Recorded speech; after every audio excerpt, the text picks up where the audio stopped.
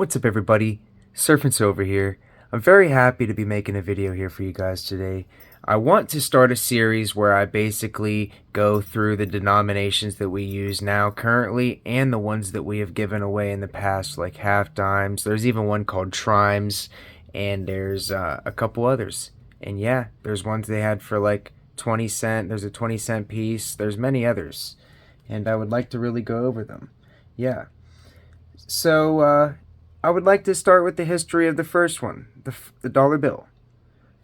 The first $1 notes were issued by the federal government in 1862. They featured a portrait of the Secretary of Treasury at the time, Salmon P. Chase. He was in there from 1861 to 1864. It was 5 years later that they put George Washington on it that we see today. The $1 bill has the oldest overall design of all U.S. currency being produced, which I really didn't know. Pretty fascinated by it, honestly.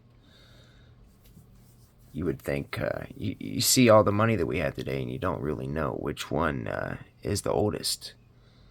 The obverse design of the dollar bill seen today debuted in 1963, the reverse in 1935. Previously, dollar bills were silver certificates, like you see here. So this is what apparently the dollar bill replaced. They did use promise notes that were backed by actual metal at one point.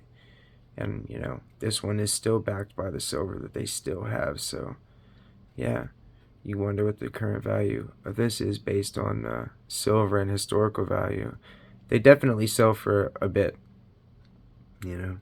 These 1934 and 1920s $1 bill. You can go on there and get a few of them.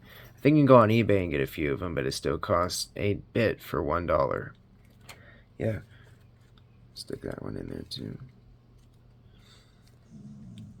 75% cotton, 25% linen with security fibers and raised printing, which I think is amazing because on these 50s, on new bills, you can feel it, but it has a feel to it. And they've done something to just make it have a feel. It just and a bit raised in sections where the ink is. So yeah, they've been using raised printing to give the bill a feel to it. You can feel certain parts of it that have been, lifted up a little bit on the ink. And they used raised printing to make it look like it's rising as well. They're trying to make it as hard to counterfeit as possible. And the security features show. Yeah. And I wrote down a little bit of the process of raised printing because I was curious about raised printing in general. Like, I didn't really know too much about it or anything. Raised printing describes the result of the printing process that utilizes engravings in order to give areas with ink a raised look and feel. This process is what gives money the unique texture when your fingers run over the surface of the bill. So I think that's fascinating. They really do try their best. There's multiple different features implemented. It's just one of the hardest things to counterfeit. But there's still been people in the past that can counterfeit it. And there have still been people in the past that have counterfeited certain bills and gotten away with it. I mean, for however long, And then there's people that have tried and made terrible counterfeits that have gotten themselves caught within a week or two. Yeah, you're either a pro or you're a Joe, one or the other. I really hope, everybody enjoyed this little bit of historical fact about the $1 bill. I am gonna try to do $2, $5, $10, $20, $50, and $100. And then in a separate series, I'm gonna do the trime, the half dime, 20-cent piece, the 500, 1,000, 5,000, and 10,000. And then in a whole separate series, I'm gonna do the different certificates and colored seals and what the different colors mean. And we're gonna have that in a playlist as well for people to really learn something about money also. But yeah, also have some nice, bills displayed to them at the process of that. Really love this 1934. My pap gave me the only silver certificates that I've had. You really can't find these without buying them or having a grandfather that will give you them. Yeah.